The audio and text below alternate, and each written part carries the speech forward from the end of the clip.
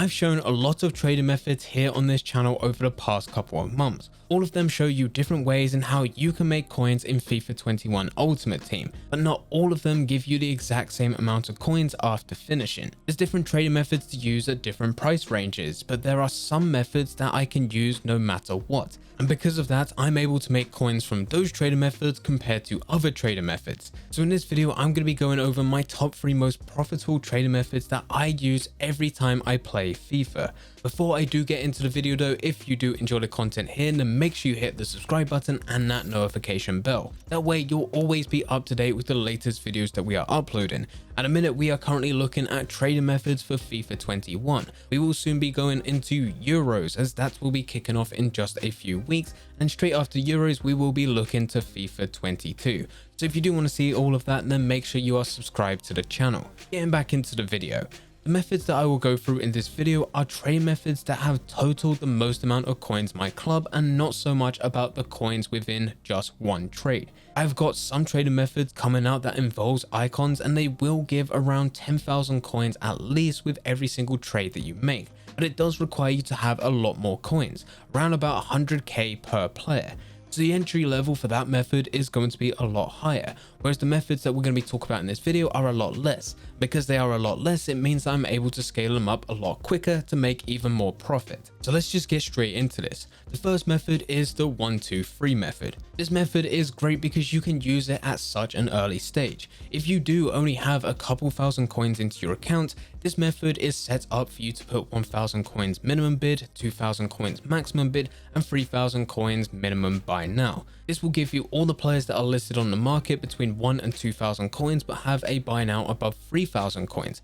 It's just a good way for you to get rid of all the other stuff which isn't worth it on the market and just focus on those that are good deals. Once you start getting a few extra coins within your club, this is when you can start making a bit more out of these trades. This is where you'll go 10,000 coins minimum bid, 20,000 coins maximum bid, and 30,000 coins minimum buy now. Now you're doing the exact same thing, except it's at a much higher price range. And hopefully because it's at a much higher price range, you're able to make even more coins per deal that you sell on. And after doing this to the point of where now you're starting to get a few 100,000 coins into your account, this is where you can take it to the final stage. The 1-2-3 method yet again, except now you're going for 100,000 coins minimum bid, 200,000 coins maximum bid, and 300,000 coins minimum buy now. And you can instantly see how this method is broken down and scales up with the amount of coins that you have in your account. And for all 3 of these methods, you will just set up the search parameters, search the market, and go across until you find a player with a bid on.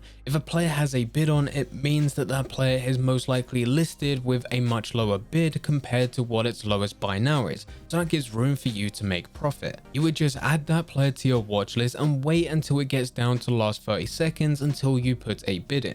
Eventually, that player will either exceed the amount of coins that you're willing to put a bid in which you'll just remove that player, or that player has expired and you've managed to win them, in which you'll go and sell that player on for a decent amount of profit. With the 1-2-3 method on the lower end with 1,000 coins, 2,000 coins, and 3,000 coins, you probably want to aim just for a couple hundred coins profit for each deal that you make. Eventually this will start to scale up. For the second version, where it's 10,000 coins, 20,000 coins, and 30,000 coins, I will never get a deal that gives me less than 1,000 coins profit after EA tax. My reasoning behind this is because that would then mean that I would need to get around 100 deals just to make 100k, and 100 deals is not hard with this method. So this will also be scaling up rapidly. And finally, with 100k, 200k, and 300k, I always try to aim to get 10,000 coins profit after EA tax. After this point, once we start hitting into the millions, there's no point trying to go 1 million, 2 million, and 3 million, because the players listed at that price range have far too much attention. But that's not to worry, because everything else that we have already previously gone off will be paying out big time. And that's why the 1-2-3 method has made it as part of my top 3 most profitable methods. Moving on, the second method is the old inform method. This is where we will either go over to Footbin, FootWiz, or any other site that will show you all the list of different players. We want to find the team of the week archive and go all the way back to the first couple team of the weeks. These team of the weeks were here as part of FIFA when it was first released, and over time these players have become extremely rare. Back when FIFA 21 was first released, if there was any SBCs that required informed players, they would have to come from the Team of the Weeks that are currently released. And for every Team of the Week player that you submit as part of these SBCs, that's one less Team of the Week player that's on the market. And because once Team of the Weeks are taken from packs, they're never added to packs again, so you don't have any source of these types of players. As soon as they're gone, they're gone. And it's not just the first couple of Team of the Weeks that have this issue, but it's also every other Team of the Week and every other special card. The interesting thing about the first 10 Team of the Weeks is that they've been there for the longest amount of time. So by the law of averages, it also means that those types of players were the ones that we use most for the different SBCs that have been released since then. And that has led to there being a very limited supply of these types of special cards on the market. In most cases, you can search one of these players and you'll only find a page worth. Some players are actually extinct on the market where there's absolutely nothing, but this does open a door for us as traders. What you'll find is that there will be 3 or 4 of the exact same player listed on the market, but they'll all be at different prices. Some will be pushing up at that higher end, and then all of a sudden you'll find one which is a lot lower compared to their second lowest. From here, you're able to buy the lowest one and list it just undercutting the second lowest. So that way, the one that you've bought is still the lowest on the market, but if it was to go and sell, you can actually still make a pretty decent amount of profit. Now in the early stages of FIFA, this method really doesn't work because all Team of the Weeks that were released at the beginning of FIFA are in demand. Anyone that's opening packs are able to get these players, but this type of method works really well as we get towards the end of FIFA. And as we are approaching that time, this is the time to use it. You're able to search these players and find them listed a lot lower compared to their second lowest buy now. You can buy the lowest, relist it so it's still the lowest, and make a very good amount of profit. As soon as you're finished with this player, you'll move on and search the next player, and the chances are you will find a decent deal. Some of these deals will only give you a couple thousand coins after EA tax, but others can actually give you a lot more, pushing around 10-20k in some cases. With this method though, you do need to have a lot of patience. There are times where you'll buy one of these players, list them to be a lot higher so you can make profit, and 1 hour after listing, you'll notice that all of a sudden the market has flooded with these types of players, all undercutting the one that you've just listed. This is not a problem. Just stick to the price that you currently listed the player at and just keep on relisting. Eventually they will sell.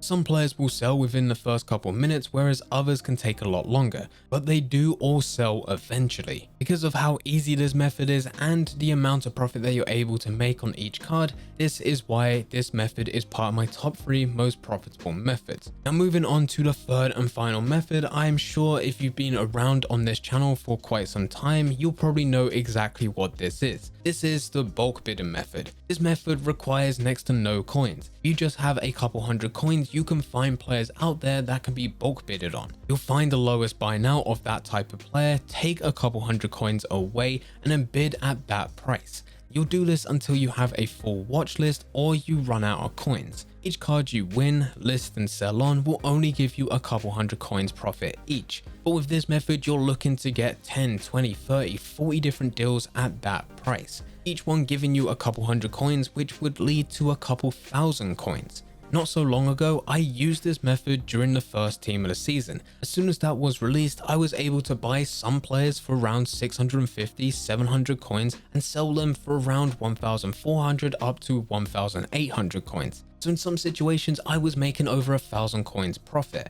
And these deals were very easy to come by.